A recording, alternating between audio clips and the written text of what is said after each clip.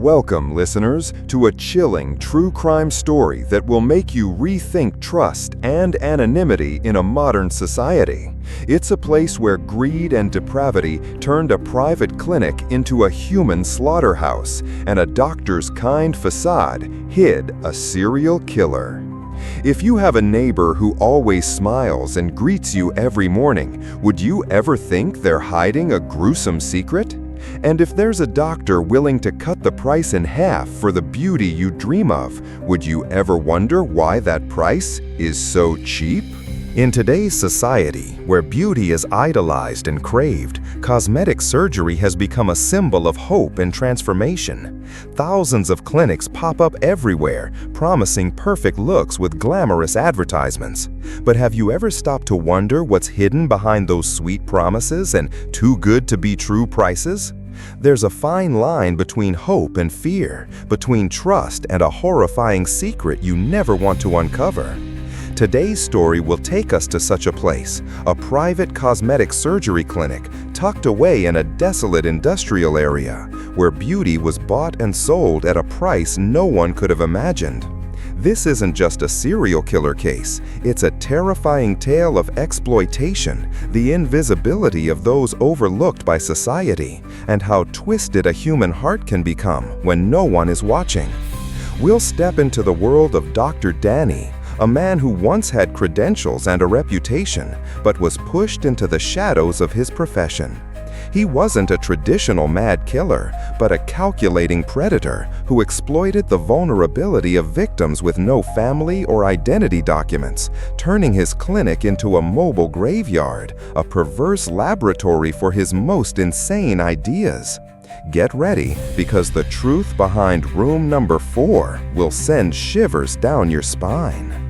Hidden in a rundown, deserted industrial park on the outskirts of Phoenix, Arizona, stood an old single-story building that looked like nothing more than an abandoned warehouse. Yet, a small, faded sign by the entrance read, "Phoenix Aesthetics and Wellness Center." This was Dr. Danny's clinic. Unlike flashy cosmetic surgery clinics with luxurious waiting rooms and professional staff, Dr. Danny's clinic looked rather shabby and unprofessional. But this very fact was what attracted his unique clientele. The clinic was known for its unbelievably cheap cosmetic surgery, 50% or even 70% cheaper than typical clinics. Another crucial reason it appealed to a certain segment of the population was that the clinic didn't require insurance, complicated paperwork, or extensive medical history. Clients could book appointments directly, pay cash, and get surgery immediately. This special policy turned Dr. Danny's clinic into a paradise for those who didn't want or couldn't access mainstream medical services. His primary client base included undocumented immigrant women. They feared revealing their identities or lacked valid documents to visit reputable clinics. Sex workers, seeking to change their appearance to start over or avoid legal detection, not wanting to leave a paper trail. People living anonymously, those who wanted to disappear from their past or simply didn't want any medical records. Dr. Danny's real name was Daniel Albright. He was once a talented cosmetic surgeon with proper degrees and a good reputation. However, 5 years prior, a tragedy occurred in his operating room. A patient died on the operating table due to a serious error. The incident caused a public outcry. Daniel Albright was investigated and his medical license was permanently revoked. His career crumbled, his reputation was ruined, and Daniel lost everything. But Daniel didn't give up. With his knowledge and experience, he decided to practice medicine illegally. He set up this secret clinic targeting vulnerable individuals who couldn't speak up if something went wrong. Dr. Danny heavily advertised his unbelievably cheap services on underground forums and private social media groups, where people living outside the law or wanting to keep their identities secret often frequented. Dr. Danny's persona was a middle-aged man with salt and pepper hair, glasses, who always wore a kind smile and spoke sweetly about true beauty and a chance at a new life. He appeared very understanding and sympathetic to the circumstances of these special clients, making them believe they had found a savior to change their lives. No one suspected that behind that smile and sweet talk was a rotten soul, a predator targeting the most vulnerable prey. Dr. Danny's clinic wasn't a place to create dream beauty. It was a death trap, where the price of anonymity was life itself. Between 2020 and mid-2023, rumors about Dr. Danny and his cheap cosmetic surgeries spread rapidly within the underground community. Many women, carrying hopes of a new life with a more beautiful appearance, sought out his clinic in that deserted industrial area. They came for breast augmentation, liposuction, chin adjustments, or other minor cosmetic procedures. However, something strange and terrifying began to happen. Many people disappeared after having surgery at his place. Some friends or acquaintances of these victims, especially sex workers or undocumented immigrants, started to worry when their friends didn't return. They tried to track them down, searching for information about the clinic and Dr. Danny. When these individuals went to the clinic's address, they were met with cold shrugs from the staff. "We've never admitted that person," was the common response they received. Dr. Danny's clinic had no records whatsoever of the missing women. No names, no addresses, no phone numbers, no medical history. All information was completely blank. Transactions were all cash, leaving no financial trail. This made tracing nearly impossible, as on paper, these women had never set foot in the clinic. Families of some victims, if they had any, tried to report to the police.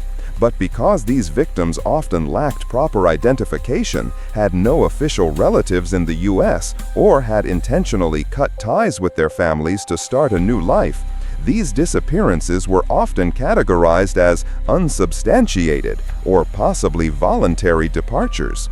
The police didn't have enough resources to seriously pursue every case, especially when there were no clear signs of foul play. In the eyes of society and the legal system, these women seemed to have never existed. They were invisible people, shadows in a large city, and that very invisibility became the perfect shield for Dr. Danny's crimes. He knew exactly whom he could target, those who would vanish without anyone searching for them, without anyone mourning, without anyone having the legal standing to demand justice. His clinic wasn't just a place where dreams turned into nightmares. It was a place where human lives were silently erased, leaving no trace but the desperate pain of the only loved ones who still remembered them. The darkness of Dr. Danny's clinic might have remained forever hidden had it not been for a small miracle, a miraculous stroke of luck for a near-fatal victim. Sophia, a young undocumented immigrant, came to Dr. Danny's clinic hoping for liposuction to achieve a more attractive figure, which she believed would help her get a better job. She used a fake name, paid cash, and provided no documents. Everything went exactly as Dr. Danny advertised: quick, cheap, no hassle. Sophia's surgery was scheduled for a late afternoon. After receiving anesthesia, Sophia drifted off to sleep. However, for some reason, perhaps due to insufficient anesthesia or an unusual reaction from Sophia's body, she suddenly woke up mid-surgery. Her vision was still blurry and her consciousness wasn't fully clear, but she could sense something terribly wrong. The operating room lights shone brightly. Dr. Danny was leaning over the operating table. But the first thing that caught Sophia's eye and sent shivers down her spine was that he wasn't wearing sterile surgical scrubs. Instead, he was wearing regular clothes, a faded shirt and trousers. This completely violated all rules of hygiene and safety in surgery. Then Sophia turned her head to the side. The next sight left her stunned. On the operating table, besides herself, there was another dead body lying motionless. It was the body of another woman, partially covered, but Sophia could clearly see that her abdomen had been cut open, intestines gruesomely exposed. Blood had dried around the incision, indicating that this person had been dead for some time. Dr. Danny wasn't operating on her. He seemed to be working on the corpse. In utter panic, Sophia tried to move, but her body was still weak. Dr. Danny didn't seem to realize she was awake. he continued his grotesque work. With her last ounce of strength, Sophia gently slid off the operating table. She tried not to make any noise, crawled out of the operating room, and escaped from the clinic. Fully alert once outside, she ran like crazy, not daring to look back until she found the nearest police station. Sophia's testimony, though dramatic and hard to believe, with its horrifying details matching mysterious disappearances, forced the police to act. Sheriff Miller, who had handled the Room Number 3 case, had now been transferred to the big city and was directly in charge of this case. He knew this wasn't a fabricated story. This time, they had a living witness, undeniable proof of what was happening behind the doors of Phoenix Aesthetics and Wellness Center. With Sophia's testimony, police quickly obtained a warrant to raid the Phoenix Aesthetics and Wellness Center. When the SWAT team broke down the door, Dr. Danny was in the operating room. He didn't resist, only looked at the police with cold and motionless eyes. The search of the clinic revealed a horrifying truth beyond the police's wildest imagination. This clinic was not just a place for under-the-table cosmetic surgeries, but a disguised human slaughterhouse. DNA evidence. In the operating room and related areas, forensic investigators found over 12 different unidentified DNA samples. These samples included hair, blood, tissue, and fingernails, indicating that many different victims had been there. Industrial freezer. In a room behind the operating room, police discovered a huge industrial freezer, the kind typically used in food processing plants or morgues. Inside the freezer, they found a gruesome sight: large black garbage bags filled with human organs, hearts, livers, kidneys, lungs, meticulously preserved in sealed bags. There were also other body parts like skin and fat. Internal cameras. Dr. Danny had installed a sophisticated internal camera system in the operating room and several other areas. When police seized and examined the hard drive, they discovered horrifying footage. At least 5 surgeries without paperwork, recording Dr. Danny performing gruesome acts on the operating table. This matched Sophia's testimony about another body on the operating table. The recorded cases showed he wasn't just performing liposuction or breast augmentation, but also dissecting corpses for an unknown purpose. Final recordings. Most disturbingly, on Dr. Danny's computer hard drive, police found hundreds of audio recordings of conversations. These were recordings of Dr. Danny's final conversations with victims before they went on to the operating table. In each recording, he would ask a chilling, repetitive question. "You don't have anyone looking for you, do you?"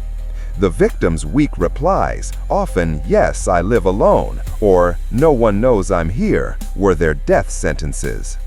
The investigation painted a terrifying picture of a systematic killer who exploited the vulnerability and invisibility of marginalized people in society. Dr. Danny's clinic wasn't a place for beauty. It was a death laboratory where he performed grotesque experiments on human bodies or simply satisfied a sick, perverse urge. During interrogation, Dr. Danny, whose real name was Daniel Albright, sent shivers down the investigators' spines with his calm demeanor and twisted logic. He showed no remorse or fear. "I didn't kill them," Daniel said, his voice as steady as if he were lecturing medical students. "I just dissected those who had already disappeared from society. They came to me. They wanted to be reborn. They had no records, no family, no one looking for them. They chose to come here." He argued that these victims had voluntarily disappeared from the world, and he was merely cleaning up their leftover traces. In Danny's eyes, these women weren't lives, but objects already removed from society, and he had the right to do whatever he wanted with them. When asked why he kept the organs and other body parts in the freezer, Danny's answer further disgusted the investigators. "Because I thought I could learn again," he said, a sick gleam in his eyes. "My license was revoked. I wanted to prove I was still a good doctor. I wanted to understand the human body more deeply. or to create a perfect body. The idea of creating a perfect body hinted at a horrifying perversion, possibly related to illegal biological experiments or an obsession with reconstructing a human being according to his will. It suggested a higher level of depravity, not just serial murder, but also horrifying cruelty and disregard for human dignity. Dr. Danny's testimony painted a terrifying picture of a killer completely devoid of empathy. He wasn't driven by anger, hatred, or lust, but by a psyche that utterly disregarded human life, viewing them as research subjects or test specimens. He saw himself as a misunderstood scientist, performing research on abandoned bodies. His coldness, twisted reasoning, and complete lack of remorse made this one of the most chilling serial killer cases. The trial of Daniel Albright, or Dr. Danny, captured national attention. A barrage of gruesome evidence, Sophia's testimony, and the chilling audio recordings were presented. Although Daniel Albright maintained his calm demeanor and denied killing anyone, with undeniable forensic evidence and the testimony of the surviving witness, he was convicted. Daniel Albright was sentenced to life in prison on multiple charges, including serial murder, kidnapping, torture, and unauthorized medical practice. However, a heartbreaking tragedy remained. The exact number of victims is unknown. Based on DNA samples and the timing of surgeries recorded on camera, police estimated that at least 18 women went missing, coinciding with the surgeries at his clinic. The actual number could be much higher. The most heartbreaking part is that many victims were never officially identified. Because they were undocumented immigrants, sex workers, or people who had cut ties with family and society, no one reported them missing. They vanished from this world without leaving any paper trail, and their fate was only uncovered thanks to Sophia's bravery and the police's persistence. The families of the identified victims found some measure of justice, but dozens of other families will likely never know what happened to their loved ones. After the case concluded, the Phoenix Aesthetics and Wellness Center was completely demolished. The ground where the clinic once stood was thoroughly cleaned, but the haunting presence remained. Locals living near the industrial park said that on late nights, when the wind whistled through the empty warehouses, they could still catch a faint whiff of formalin, the chemical used to preserve bodies, like a haunting reminder of what happened in the mysterious room number 4. Dr. Danny's case is a terrifying wake-up call about the hidden corners of society where the invisibility of individuals can become a target for predators. It shows that monsters don't always hide in the shadows. Sometimes they wear a doctor's white coat with a kind smile and promises of a better life. The case of room number 4, the doctor who only operated without records, is a terrifying true crime story, but also a profound and chilling lesson. Sometimes the scariest thing isn't the surgical knife, but your invisibility in the eyes of society. If you disappear and no one looks for you, evil will always be ready to seize that opportunity. The story of Dr. Danny reminds us of the importance of leaving a trace, of staying in touch with loved ones, and of not blindly trusting too good to be true offers. It's a warning to the vulnerable, to those desperately seeking an escape at any cost. The perpetrator doesn't have to be a madman with a knife. They can be the most ordinary people, hiding behind a facade of professionalism and kindness, ready to exploit your vulnerability. This case also poses a painful question to society. Have we done enough to protect those living on the fringes, those without documents, those without a voice? Is their invisibility creating a gray area for horrific crimes? Always be vigilant. Always care for those around you, and never let yourself become a blank record in the eyes of evil. Thank you for listening to the end of this video. If you found this story cautionary and essential, please like, subscribe, and share. See you in the next video, where the truth always lurks behind the white lab coat.